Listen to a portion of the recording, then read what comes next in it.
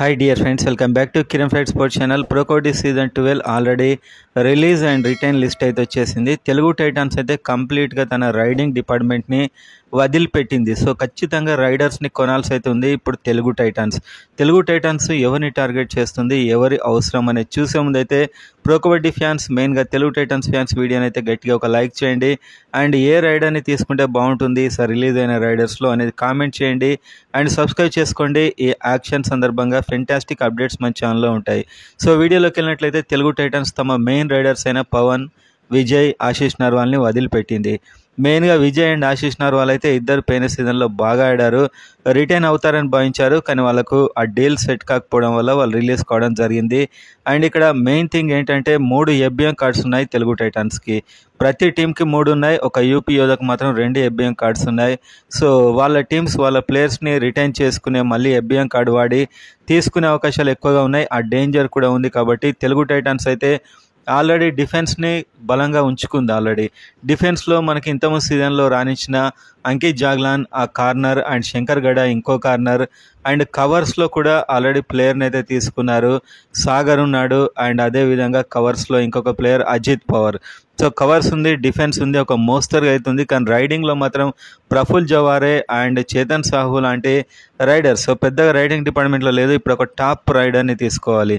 చాలామంది రైడర్స్ అయితే ఈసారి రిలీజ్ అయ్యారు, వాళ్ళ టీమ్స్ కూడా FBM కార్డ్స్ ఉన్నాయి, అదొకటే డేంజర్.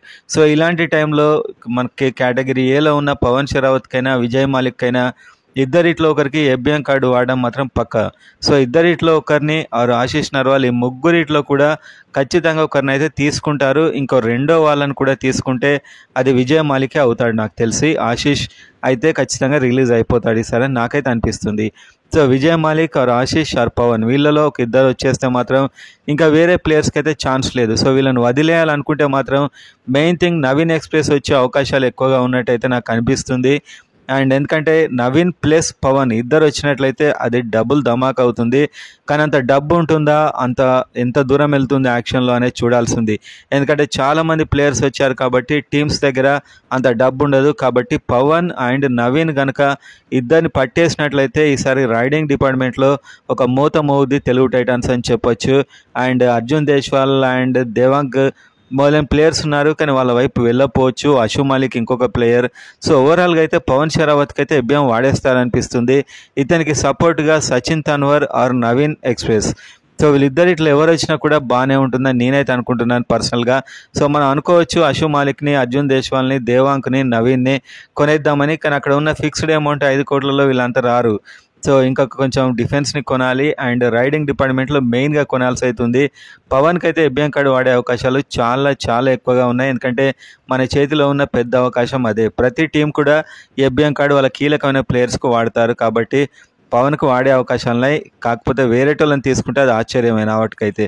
నా మటుకైతే పవన్ ప్లస్ నవీన్ అని నేను ఎక్స్పెక్ట్ చేస్తున్నాను. ఎలా ఉంటుంది ఇది అయినట్లయితే అనేది మీరు కామెంట్ చేయండి.